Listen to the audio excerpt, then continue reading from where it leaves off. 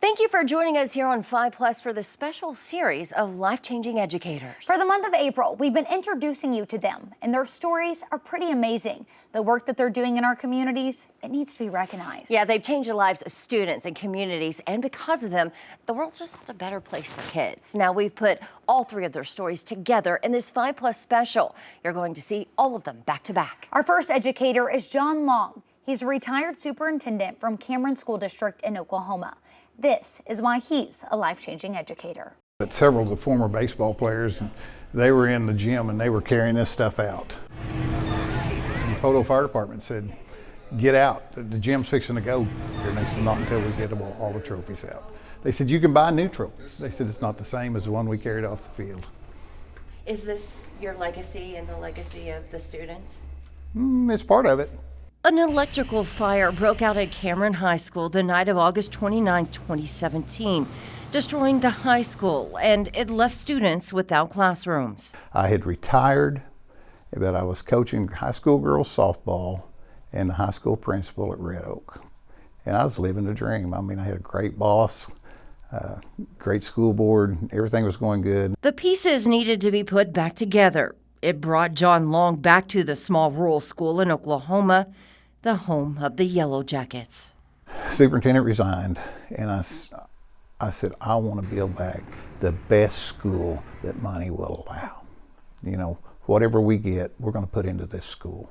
Yeah, we could have cut corners, we could have done things, but the kids deserve this. Our kids went without a high school and a gymnasium for 4 years battling this insurance. And that was tough. The freshmen coming in didn't have a high school gym their whole high school career. Thank goodness Carl Albert let us use their gym. John was a key player in taking the insurance company to court. It took years, but it happened just like Cameron planned.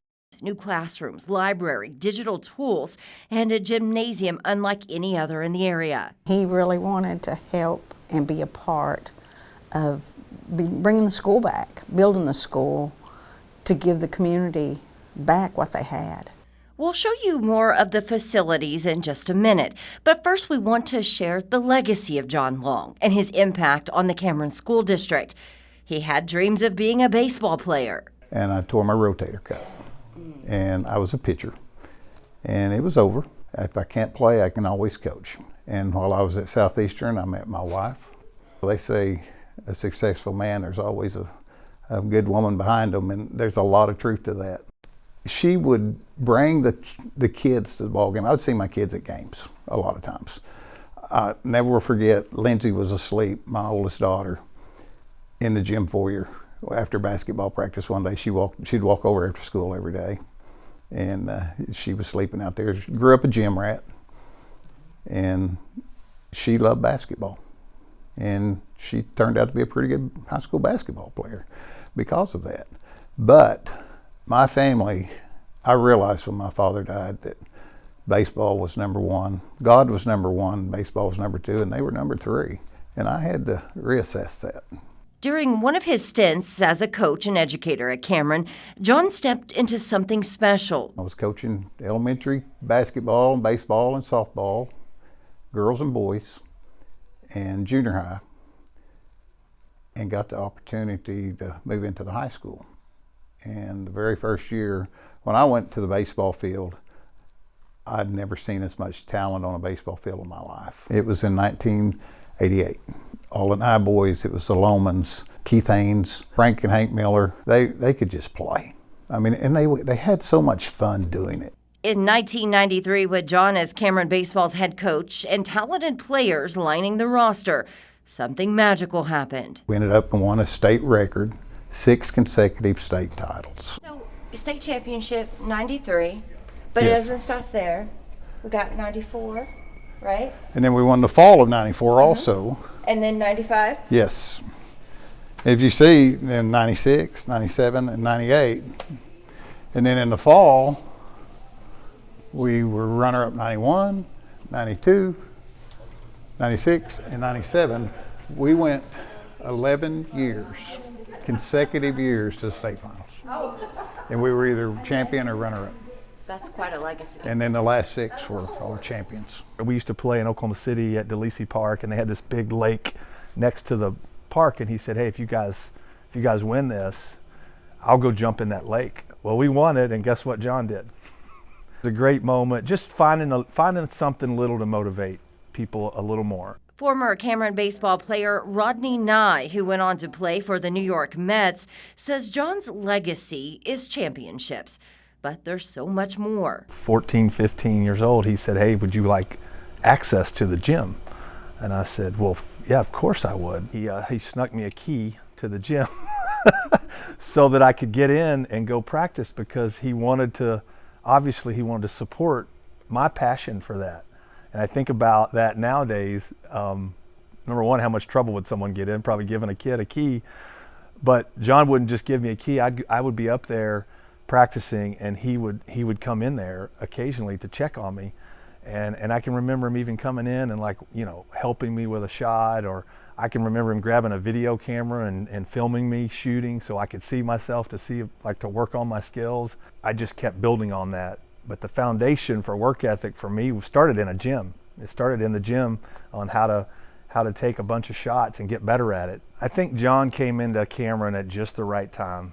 I mean, if you think about a lot of our dads really kind of started building that legacy. Ricky Lohman, my dad, Rick Nye, they took some talented kids and they put a lot of effort into them when they were young. And so I would say John just came in at the right time with the right personality that just made it all come together. Cameron head baseball coach and former Major League player for the Atlanta Braves, Kevin Lohman, says John's dedication is the same today as it was back then.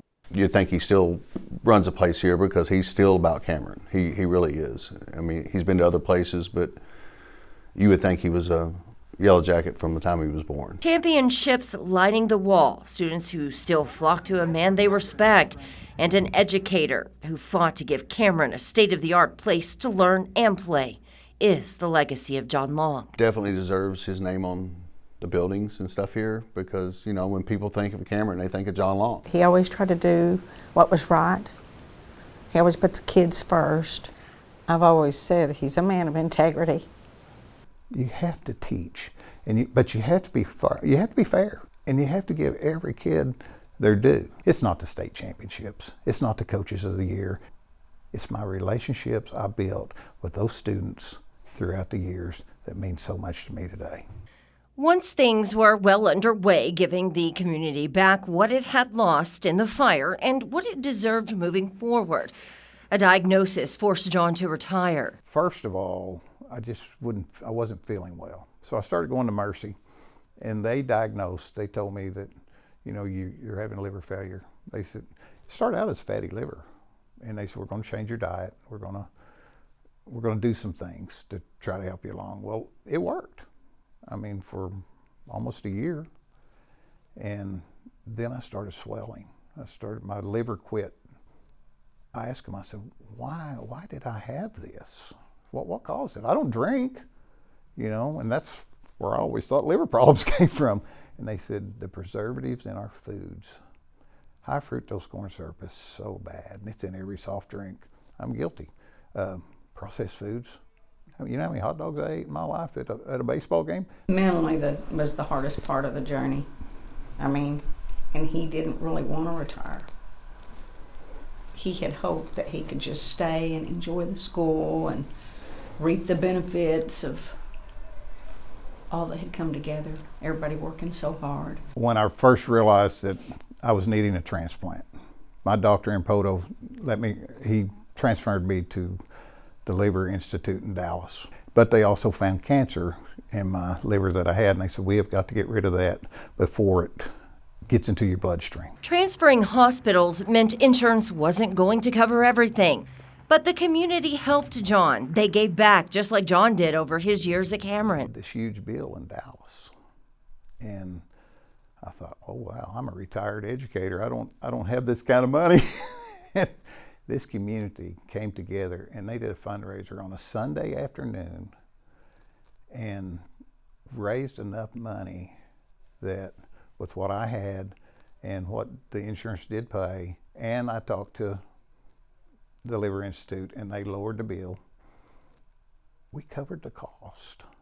I mean, and it was because of what this community did. I couldn't believe how well they came out that day. And there was a live band, there was a silent auction, there was barbecue.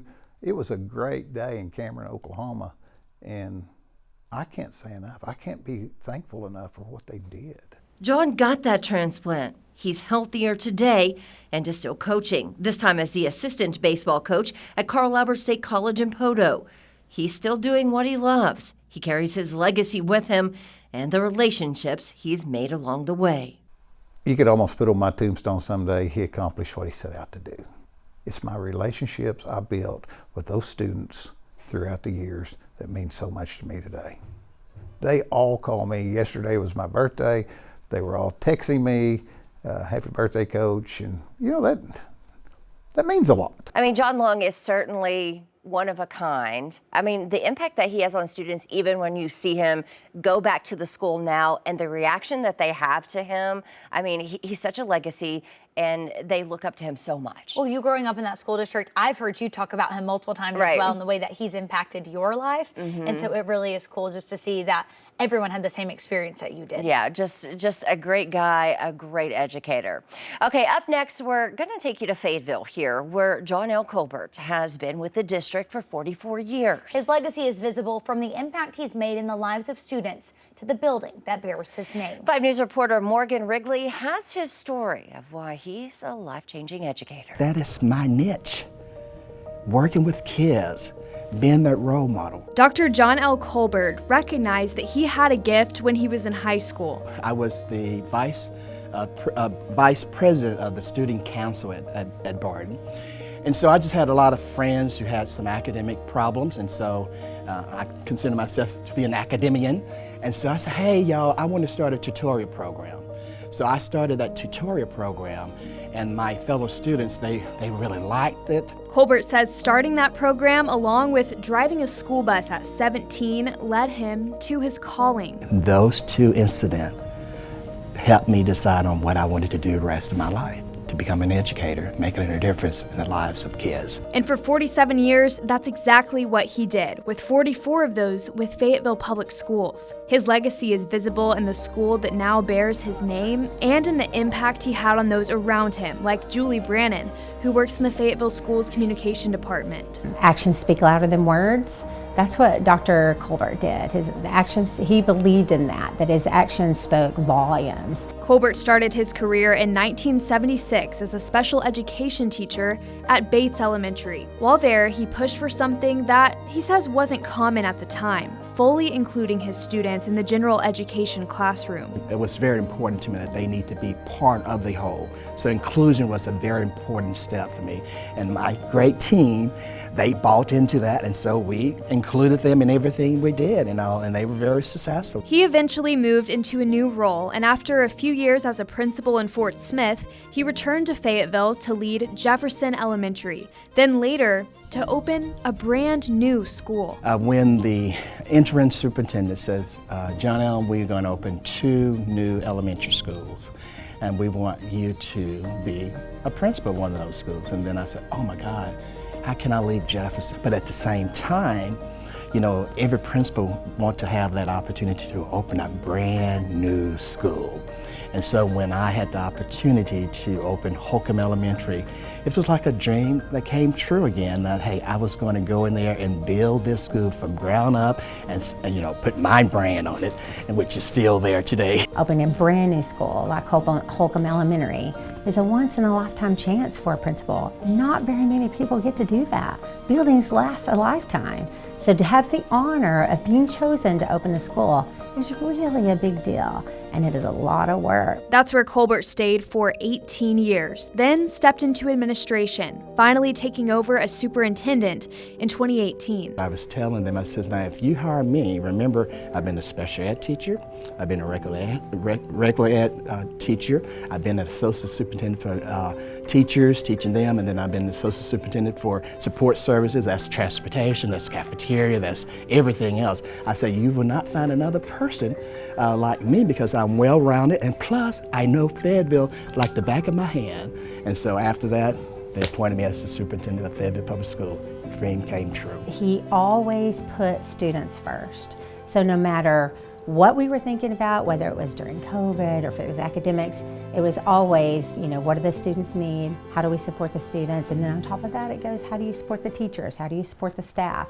Around the same time he retired came a moment Colbert calls one of the greatest honors of his life, the naming of John L. Colbert Middle School. Brings tears to my eyes every time I think about it.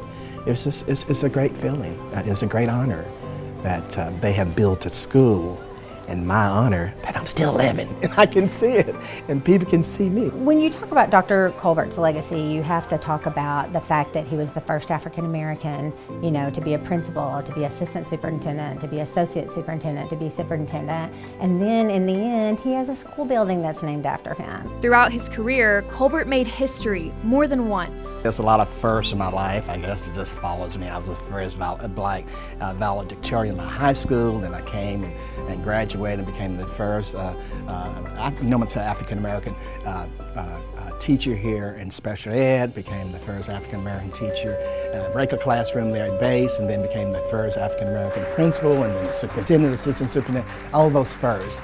And it's just, I don't know, it's just feel that God had a path for me. And as I accepted those positions and realized that I was carrying the load on my shoulder for others to come and see, I tried to be something like Dr. King. We realized that we set the path for others to come and enjoy life even better than what we ever enjoyed. And so I had to make sure that the things I did, it was done with excellence and making sure that people could see that I, as an African American, I was representing my people as well as representing all. I wanted people to know that, hey, I'm here for all people, regardless of who you are, and we can live in a place with peace and love and harmony. And most importantly, he remembers those who supported him along the way, his family and his wife, Cheryl. My wife, my late wife, 42 years. A marriage. She was the person in the background, happy with her family, happy with her husband and her 2 kids. That's what was important to her. But people don't realize, even though they didn't see her, the things I did and all that, guess who was there supporting me? Guess who was there helping me? This person right here. So my journey was complete because I had a wife who was there next to me, not behind me, but next to me, encouraging me and supporting me. To make sure that I could get where I wanted to be. In retirement, his focus on the community hasn't stopped. My 2 daughters love them dearly, and they says, Dad, when are you actually going to retire? Because you just do it just as much as you did what you was actually being paid. Mentoring students, leading Northwest Arkansas MLK Council and Dream Keepers, and serving at St. James Missionary Baptist Church, just to name a few of the many things he still does. He was chosen as a Fayetteville Public Schools Outstanding Volunteer.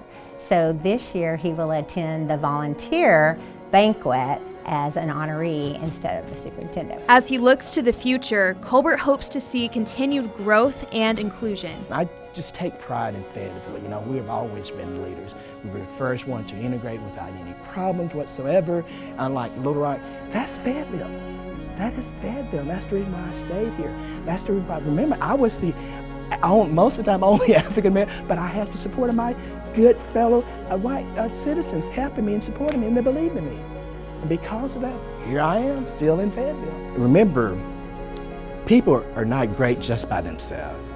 I've done a lot, but I feel that because I've had the support of the community, white, black, brown, whatever, that's what made me feel good and great, because I had that support, and they believed in me, and they trusted in me. And to the next generation of educators. You would be very surprised at what the impact that you have on the lives of young people. Yes, it's hard. Yes, it's difficult.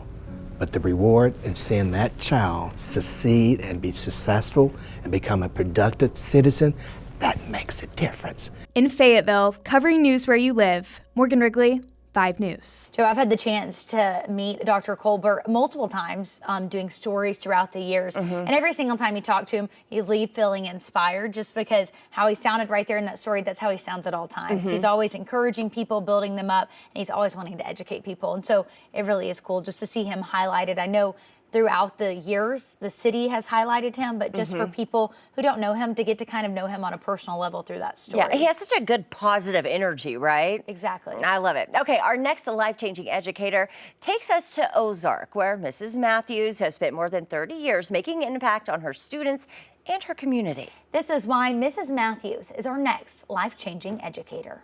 This was my classroom when I taught 4th grade. Over the course of 33 years, 939 students sat in Mrs. Mulaney Matthews' Ozark Primary classroom. I do have a list of all the students that I taught from the first year to the last year. I guess I knew I was going to be a teacher from the time I was small.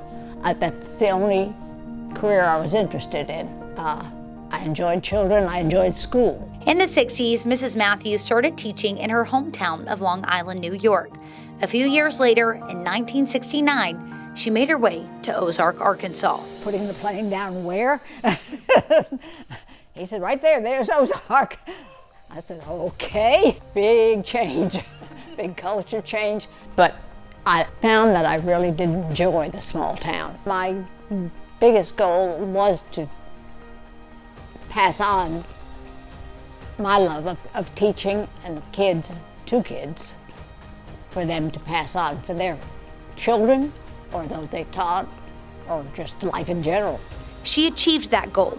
9 of her former students are teachers in the area. Teacher Tiffany Schaefer proudly showed us a quilt that she helped make in Mrs. Matthews' class. She just made learning fun, and I wanted to do that for kids. That I didn't want it to be boring for them. I wanted them to have a great time when they were learning. While in the classroom, Mrs. Matthews wanted her students to learn more than math and science. If we had a wet day and couldn't go out, I'd sit on the floor and taught them to play jacks.